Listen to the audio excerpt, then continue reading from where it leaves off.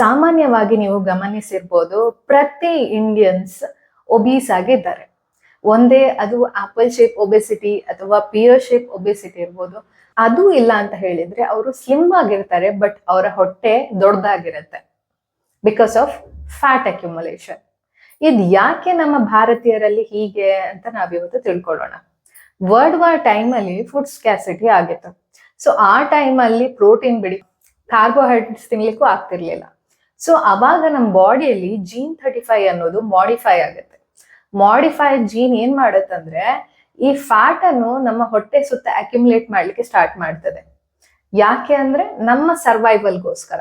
ಆ genetic material ಇವತ್ತು ಕೂಡ ನಮ್ಮ ಜೆನೆಟಿಕ್ಗೆ ಟ್ರಾನ್ಸ್ಫರ್ ಆಗ್ತಾ ಇದೆ. ಪ್ರತಿಯೊಬ್ಬರಲ್ಲೂ ಆ ಜೀನ್ ಮಾಡಿಫೈಡ್ ಆಗಿರುತ್ತೆ.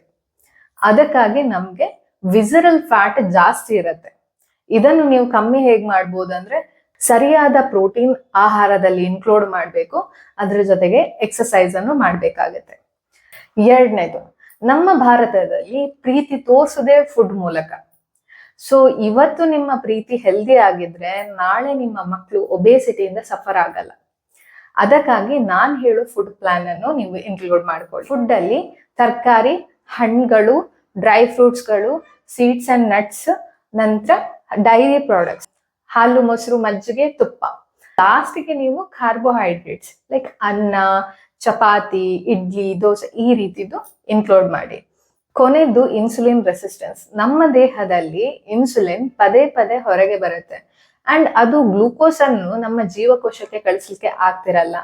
ಆ ಕಾರಣದಿಂದ ಗ್ಲೂಕೋಸ್ ಅನ್ನು ಫ್ಯಾಟ್ ಆಗಿ ಕನ್ವರ್ಟ್ ಮಾಡಿ ಸ್ಟೋರ್ ಮಾಡ್ಲಿಕ್ಕೆ ಸ್ಟಾರ್ಟ್ ಆಗುತ್ತೆ. ಇದು ಕೂಡ ವಿಸರಲ್ ಫ್ಯಾಟ್ ಆಗ್ಲಿಕ್ಕೆ ಮುಖ್ಯ ಕಾರಣ ಆಗಿದೆ. ಸೊ ಪ್ರತಿದಿನ ಎಕ್ಸಸೈಸ್ ಮಾಡಿ ಮತ್ತೆ ನಾನ್ ಹೇಳಿರುವಂತ ಸಿಂಪಲ್ ಡಯಟ್ ಅನ್ನು ಫಾಲೋ ಮಾಡಿ. ಖಂಡಿತ ನೀವು ಹೆಲ್ದಿ ಆಗಿರ್ತೀರಾ ಅಂಡ್ ನಿಮ್ಮ ಮಕ್ಕಳಿನ ಭವಿಷ್ಯ ಕೂಡ ಹೆಲ್ದಿ ಆಗಿರುತ್ತೆ. ಇದೇ ರೀತಿಯಾದ ಇನ್ಫಾರ್ಮೇಟಿವ್ ವಿಡಿಯೋಸ್ಗೆ ನಮ್ಮ ಚಾನೆಲ್ ಅನ್ನು ಸಬ್ಸ್ಕ್ರೈಬ್ ಮಾಡಿ.